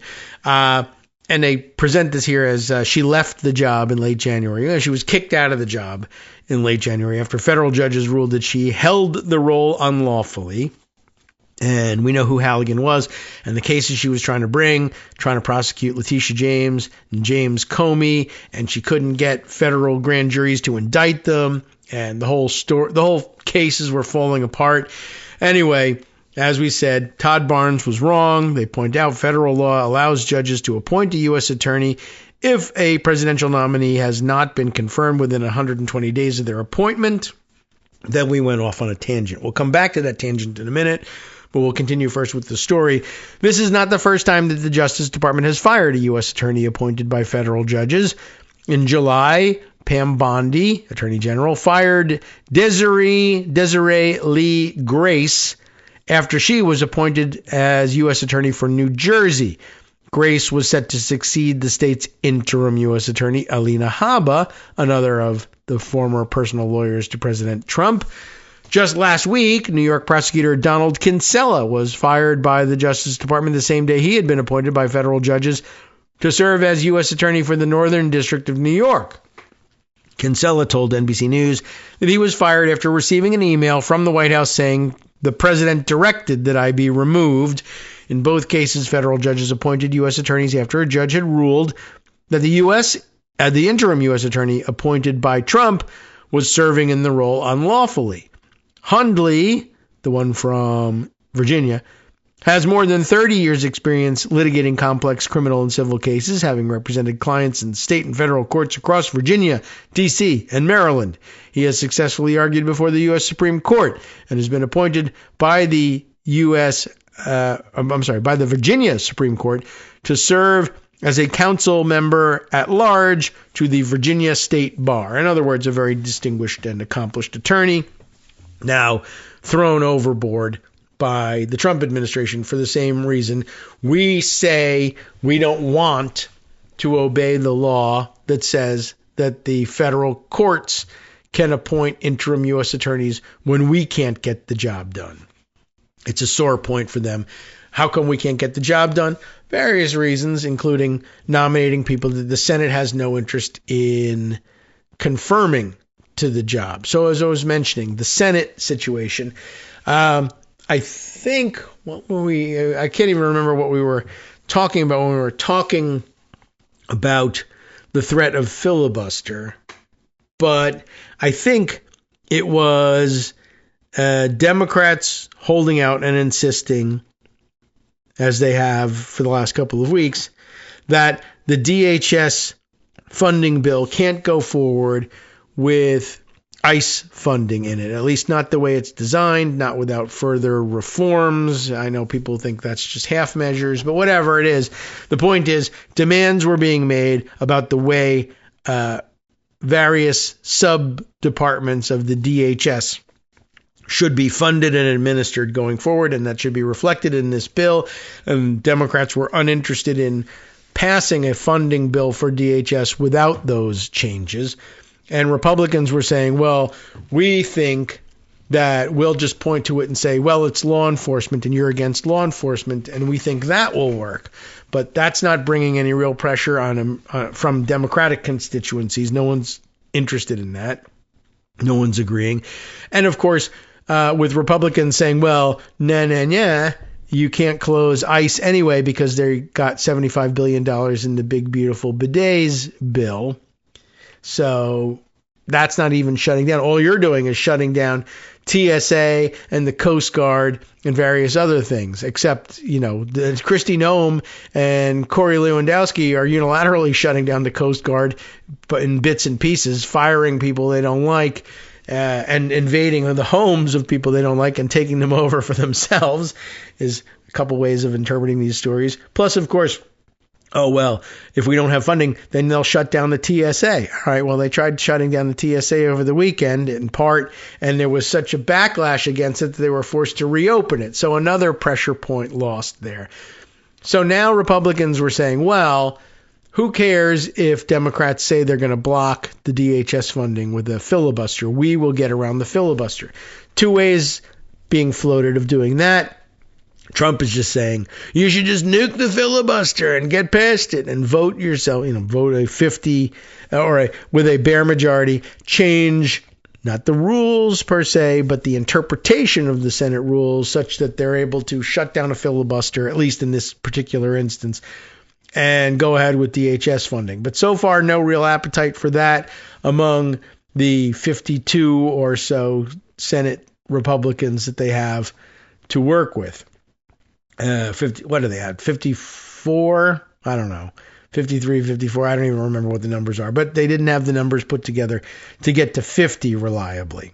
So there was that. Or they said we could let Democrats filibuster and force one of the old school talking filibusters and talk themselves out and just let them run out of time until we finally then hold the vote. What is that about? We haven't seen that one for a while. We haven't discussed it for a while, but it involves some concepts we've discussed from time to time on the show. What would that be like? Well, if they bring up the DHS bill with all the funding in it, the way they want it, Republicans, and Democrats say, well, I'm going to filibuster this bill. Then Republicans say, go ahead and do it. We don't even really, for the most part, we never see this kind of filibuster anymore. Instead, we see holds put on the bill or a motion for cloture on debate of the bill failing to get 60 affirmative votes for cloture, and so therefore the bill is said to have been filibustered, as opposed to anyone talking on the floor for marathon sessions. And we've seen a couple of those in recent years. Very, they're eventful and splashy when one senator seeks to express really strong objections to certain legislation and schedules a 24-hour or more talking marathon. But it's usually during a time when cloture has been invoked and there's 30 hours that need to be burned before we can move forward. And they say, well, I'm going to talk for 24 of those 30 hours. And it doesn't really do anything. Anyway. Instead, Republicans are talking about something different. We won't even bother trying to bring a cloture motion because we'll lose the cloture motion. We won't get 60 votes for cloture.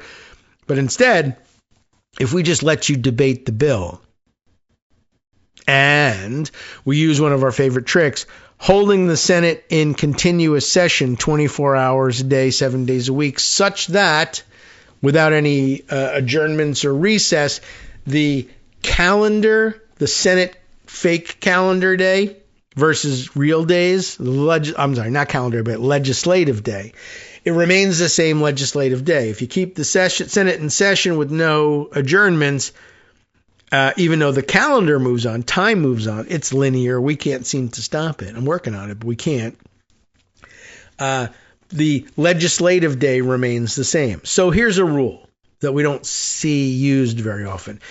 Whenever you're inside the same legislative day, during a single legislative day, senators are ordinarily limited to 2 speeches per legislative day on the same subject, the same legislation. No matter how long those speeches are, they're limited to just 2. So basically what the Republicans are saying is, if some of you guys want to do a filibuster and you want to talk for 6 hours, one of you wants to talk for 6 hours, one of you wants to talk for 10 hours, one of you wants to talk for 1 hour, whatever it is, if you do less than, whatever it is you're capable of, if 24 hours is what you're capable of, but you say, well, we'll take turns. We can filibuster. I'll go for 5 hours. You go for 2 hours. You go for 6 hours. Yeah, you could do that, but there's only, what do we have, 48, 47 Democratic caucusing senators, and maybe they all want to participate. But if they're not all prepared to go for marathon talking sessions, what ends up happening is you use up your 2 speeches relatively quickly. If you speak for an hour and then that guy speaks for 5 hours and then someone else speaks for 2 hours and then you speak for another 3 hours, once you've done your second 3 hours, that's it. So you need to maximize the length of the 2 speeches you're given. But essentially, if Thune and the Republicans say we're going to keep the floor open 24/7, it doesn't take that much in the modern context, in the modern setting, for all 47 or whatever it is Democrats to use up their 2 speeches. And when they do that, then there's no one left seeking recognition who's entitled to recognition to speak. And someone will say, well, in that case, no senators wishing to speak. I move that we move to a vote.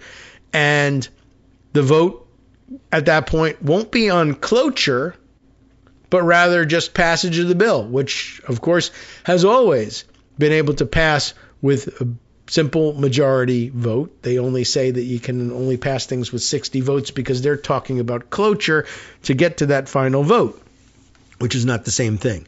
So if you just let people talk themselves out, eventually you get around to a vote. That was the original design of the original filibuster.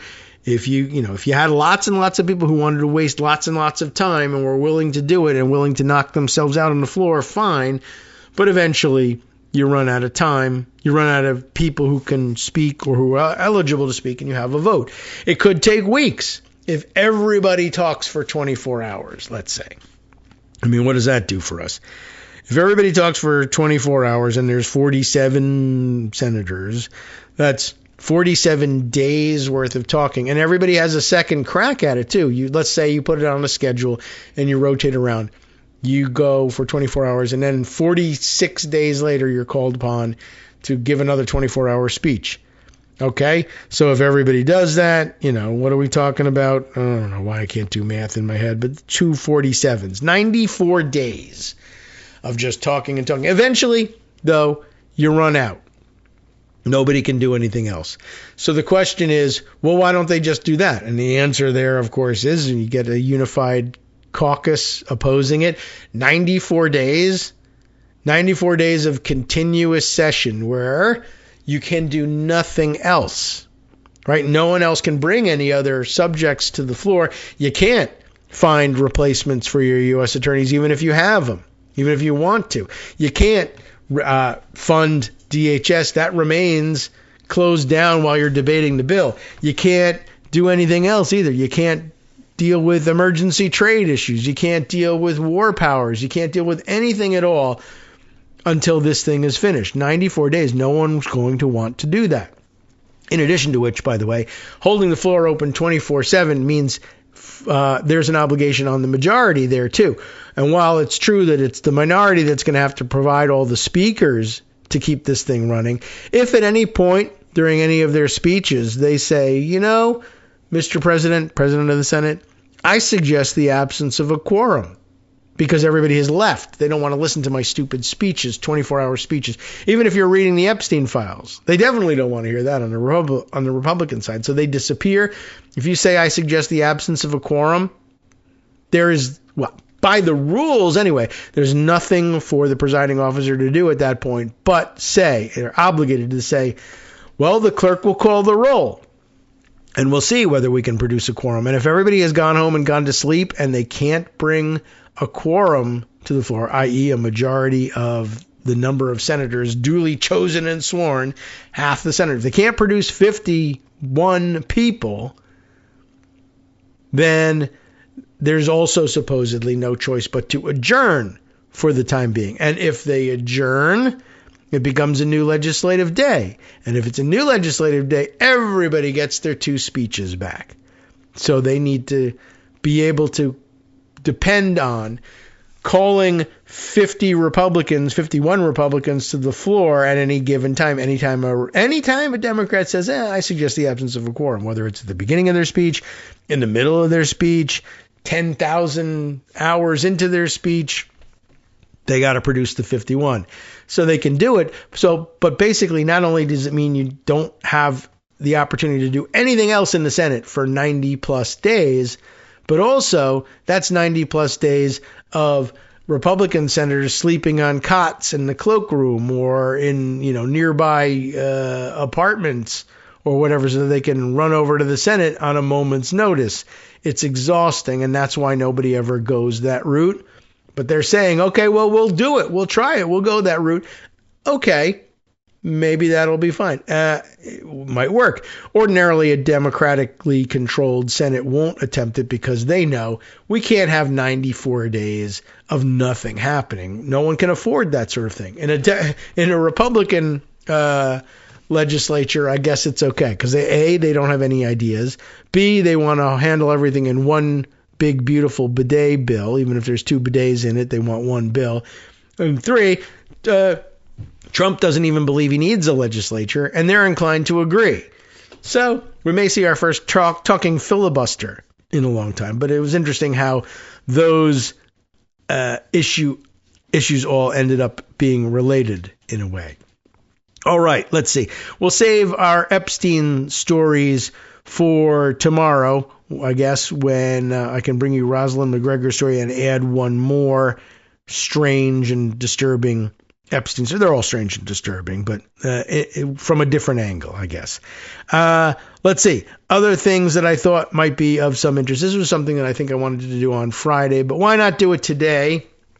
I can see if we can open that one up and get to it. Oh, one other Olympic note, I guess, before we stop talking about that one forever, was that Kash Patel, allegedly director of the FBI, decided that he absolutely, for, international security reasons, had to be in Milan last night for the gold medal hockey game. And, it was very exciting, and it's good to be there to support the U.S. teams and all of that stuff. But this one had a special and interesting twist. Of course, one, he insisted he needed to go over to, inspect security arrangements. And apparently, at some point, a reporter asks the spokesperson for the FBI, hey, isn't it really true that he's basically going over there to watch the Olympics and he's getting a private jet ride over there at our expense? Taxpayers are paying for him to go and party at the Olympics. And is he going to the, so then the spokesperson said, no, you have it all wrong. That's not what's happening. And you're a liar for saying that he's going over there. And I think it was Ken Delaney, and asked, well, is he going to the hockey game or not? We heard he was going to the hockey game. Here it is. Ben Williamson, who I guess is the FBI spokesperson. Catherine Rampell putting this up on Blue Sky. Pretty amazing that the comms person at the FBI called my MS Now colleague, Ken Delanian, a liar and demanded a correction, only for Cash to then go ahead and not only show up at the hockey game after all. And Ken Delanian, that's all he's asking. Will he be at the hockey game tomorrow? Ben Williamson says, your rag outlet wrote that he went to hang out at the Olympics on the taxpayer dime, even when provided information that your theory was false. When you're ready to correct that, let me know. I won't hold my breath. And then what ends up happening? Kash Patel ends up tweeting out pictures and video of himself hanging out in the hockey team locker room post game and like chugging beers and spraying it all over the place and jumping up and down and going woo woo and having them put their medals on him. And, you know, I mean, I guess it's almost kind of humanizing in a way to say, well, he just is a really huge hockey fan. Well, that as may be, but I don't know about these taxpayer funded trips to go watch the hockey game. And then when somebody says, is he going to be at the game or not? Not only is he going to be at the game, but he's going to be partying in the locker room afterwards with the team. But in the meantime, we say, no, you're a liar for saying he's going to the hockey game. Of course he's going to the hockey game. He's tweeting pictures of himself at the hockey game. Plus, as somebody else puts it, hey, that's just great that we've basically turned the FBI and the government's treasury into Make-A-Wish Foundation for a podcaster. Kash Patel gets to live his dream and go drink beer in the locker room with the hockey players, all the while saying, one, that it would be, when he was back in his podcasting days, what a huge waste of money it is for the DOJ to have these Gulfstream jets to fly higher ups around all over the place, and we should stop that immediately, unless, of course, I'm a higher up and I get to fly them around. And two, you're a liar for saying I'm going to the hockey game. Well, I'm not. And you're the one who said I wasn't. Your boss is tweeting around pictures of him jumping up and down. Otherwise, it's sort of sweet and nice, except for the whole government expense and calling people a liar thing. Anyway, I thought that was of some interest to share. Oh, and by the way, I did get a note from Mighty OCD earlier who attempts to explain the Chuck Schumer cheeseburger situation. Maybe we'll just spend our time on that one. He sent a Mediaite article from June of 2024. Well, okay, I must have missed this one. Jamie Fravel writing for Mediaite. Chuck Schumer deletes post after getting ruthlessly mocked for psychotic cheeseburger grilling technique. Okay, I guess we could go find out what that is about. Senator Chuck Schumer got a real grilling for Father's Day weekend. For posting and then deleting a photo of himself committing a serious culinary sin. Was that a dad joke? It definitely was. Okay, I think I missed it here, but okay. Schumer was simply trying to post a positive, festive post to set aside politics for a day to celebrate dads. The BT-shirted politician, outdoors, spatula in hand, with a raw burger patty atop and ready to be cooked on a grill similar to many an American backyard. Okay, I see that. But the blatant photo op earned Schumer a slew of mockery on social media for one element that could simply not be ignored. And let's see. The tweet here is, our family has lived in an apartment building for all of our years, but my daughter and her wife just bought a house with a backyard, and for the first time we're having a barbecue with hot dogs and hamburgers on the grill. Father's Day heaven, he says. Now, it says there's a raw burger sitting on that grill with cheese on it, and that is absolutely wrong, to say nothing of the grill not actually being an active grill, at least going by the lack of smoke coming from it. But yeah, so I guess a stage photo, the hot dogs have been grilled and they're placed on there as though they were cooked there, maybe they were before. The hamburgers, I guess, yeah, they do look sort of raw, and yeah, you should wait. And obviously you want to cook the burgers on both sides, flip them a couple times, and then put the cheese on the top and melt it on a cooked burger. You can't just okay. So a staged thing. I get it. That's very funny. I'm glad that was straightened out. So big callback by the prankster who called C-SPAN pretending to be John Barron, who is, of course, previously known as Donald Trump pretending to be John Barron, and saying, Chuck Schumer can't even cook a cheeseburger, and I guess he can't. Okay. That sort of takes the magic out of the whole thing. All right. I did say I had this other idea of a story I might share with you in the closing minutes of today's show. Why not make it a reality, an opinion piece, a guest essay of sorts in the New York Times from the end of last week. February 18th is the date on it. Just sort of one of these, why do we get up and go to work in the morning, Bill, stories when we could be cheating instead. One man stole $660 million. He'll never pay it back. How could that be happening? And the answer is pardons. Brendan Ballou writes this piece. Brendan Ballou, a former federal prosecutor and founder of the Public Integrity Project. And it goes like this. Andrew Wiederhorn lived large. His Oregon estate on a bluff overlooking downtown Portland has 10 bedrooms, or had anyway, 10 bedrooms, a 2,000 square foot pool, and an indoor basketball court. Even after he lost the property, he flew on private jets, took luxury vacations, and in less than 4 years spent nearly $700,000 on shopping and jewelry alone. How did Mr. Wiederhorn get his money? Well, according to the Justice Department, largely through fraud. You know, the good way. They earned it, right? Mr. Wiederhorn was the chief executive of the fast food company that owns Johnny Rockets and Fatburger. And according to prosecutors, he stole some $47 million from the business in secret payments disguised as loans. Mr. Wiederhorn and his legal team denied any wrongdoing, by the way. This wasn't even the first time Mr. Wiederhorn was accused of a criminal scheme. 2 decades earlier, he had spent over a year in prison for his role in a plan to steal from a union pension fund. You know, par for the course there. I guess what struck me about this article, besides it being about run-of-the-mill fraud and pardons for these run-of-the-mill fraudsters, was, I don't know what the story is, and maybe I want to look it up. I mean, did he found the company that runs Johnny Rockets and Fatburger, or did he get that job? Because I don't know. I'm just watching people struggle in the marketplace for jobs right now. And the idea that you can come out of jail for stealing from a union pension fund and say, you know what, I'd like to interview you for CEO of this company. And so, like, was that it? Or I really need to find out about that. That was the question we asked here at home about it. How did he get to do this? But I'm just wondering, what planet is this where you can be in jail for fraud and then come out and interview for a job as CEO someplace? Like, can we get on that track? Is that possible?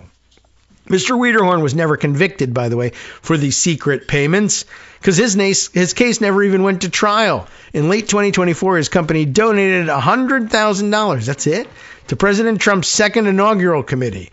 A few months later, the prosecutor on his case was fired by a White House official. And a few months after that, the government dropped the criminal case entirely. Mr. Wiederhorn, who had left his job after being indicted, returned to running the business that he allegedly stole from, and shortly thereafter, the company went bankrupt. So it's not like economics was suspended or anything. The company went bankrupt, just as you would expect it to do. But it's just sort of amazing. The whole thing is kind of amazing. Even more amazing than that, again, remember that the context is here, I just got out of prison for fraud. Can I interview to be CEO? Not only was the answer yes, and not only did he get the job, but the prosecutor who said, oh, now I've caught you stealing at your second opportunity here, that guy got fired. This guy got hired. The guy who caught him got fired. That's pretty amazing. Anyway, that's the flavor of this whole story. Mr. Wiederhorn is one of many defendants helping to forge a new path in American justice, one that takes the rich, quite literally, beyond the reach of law. Their corruption threatens our economy and our democracy. And as Josh Marshall reminded us 2 weeks ago now, I think, or going on 2 weeks, so civic society in general, and is so widespread and so brazen that it is easy to feel powerless. But we are not. There are legal tools that we can use to stop this corruption without waiting for the Justice Department or anyone else to act. And for that reason, we should return to this article sometime either tomorrow or later this week and discuss what those tools are, because they can be very effective, in fact. And we ought to remind everybody what they are. And they do involve, if you haven't guessed already, civil litigation and state-level prosecution that's supposedly beyond the reach of the presidential pardon. Anyway, that and a couple of other things that happened over the weekend, I guess, trying to think back to what it was, but it occurred to me that a future trend to keep an eye out for would be crowdfunded or Kickstarter pardon funds. That people who committed crimes that they needed pardons for, but who couldn't necessarily raise the money themselves to pay off the president, could do it via Kickstarter or not GoFundMe. They would take it over to one of the conservative versions of all of those things. Anyway, something to keep an eye on, and eventually that joke will turn into reality. Anyway, time for us to hand things over to Justice Putnam for today. The West Coast Cookbook and Speakeasy comes up next. Let's see what's on tap. Trump's coming under attack from all sides, it turns out, including from his own armed supporters. More on that weird story that we glossed over at the beginning of the show. On the rest of the menu, 5 days after Epstein's arrest in the summer of 2019, Trump's protection racket, directed the NYPD to stand down. You've been listening to Kagro in the morning. How interesting is that? First of all, what jurisdiction does he have over the NYPD? None. And stand down, isn't that the sort of thing we investigate with congressional hearings? It's time for one of those who gave the stand down order hearings that we heard so much about once upon a time. Anyway, Justice Putnam takes you on that journey next. We'll see you again tomorrow.